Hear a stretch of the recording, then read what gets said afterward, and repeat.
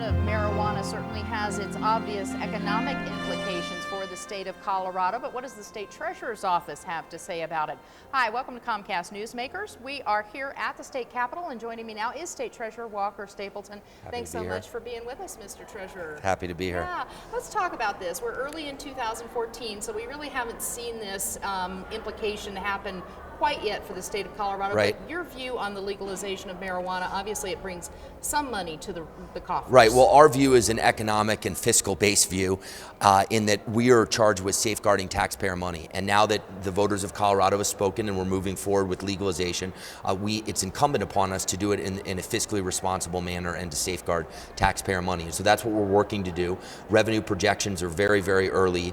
We know that they're going to be considerably more than last year when we got medicinal-based revenue into the state, and we're working now to make sure that we're safeguarding that money and using it for the best purposes possible. Right, and when will that money show up in the state coffers? It won't show up until it will come in. It's going to come in this year, but it won't really show up in terms of our budget until next year. On the books. Yeah. In terms of the medical marijuana, right, how much did that bring in? Around $9 or $10 million, and I think we could be seeing 5 or 6 times that, maybe more. The point is that that's not going to solve all of Colorado's budget woes. We have some tremendous budget challenges that we need to address proactively, that the people in this building need to be addressing, economic and fiscal-based challenges. And so at some point I want to move beyond the marijuana and talk about how we're going to address some of these fiscal and economic challenges in our state. Let's talk briefly about the defeat of Amendment 66, which right, was a tax increase to go to education funding.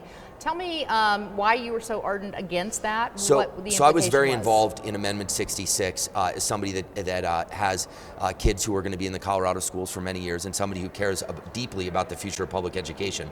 And I traveled the state for about 6 months in a very civil manner, debating Senator Mike Johnston, radio, TV, town hall meetings. And what my point of view is, if you're going to have the largest tax increase in Colorado history, we need to make sure that we know that the money's going to end up where it belongs, which is in the classroom. And there were too many unanswered questions about where the money was going to go to. And I think at its core, Colorado is a economically responsible state. We are a fiscally conservative state. And I think that people saw a disconnect between being asked to invest in schools and having kind of an opaque notion of where the money was actually going to end up at the end of the day. Let's talk about this legislative session. The lawmakers are meeting right now as we speak. Right. In terms of what they have to do and then what you deal with on the back end, Mr. Treasurer, how does that work together? Well, the Treasurer's Office is a unique place in state government, in Colorado state government, because I have about 50 people in my office, and we are our own separate entity.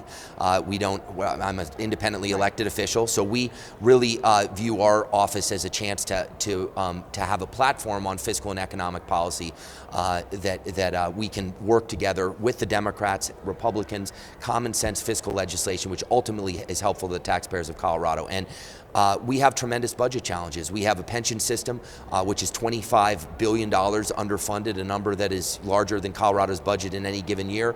We have rapidly expanding Medicaid obligations on the horizon that, if the cost, which I think they will, go up for Medicaid, we haven't begun to proactively think about how we're going to address this. My job as treasurer is to think about all the looming storms in Colorado's budget and then try and fire up the people in this building, the legislators who are elected to do something about it, to roll up their sleeves and get to work to help to fix it. All right, a lot on your plate. State Treasurer Walker Stapleton, thank you. Thanks so much for being with us. I appreciate it. Thank you very much. And thanks for watching Comcast Newsmakers. I'm Beverly Weaver.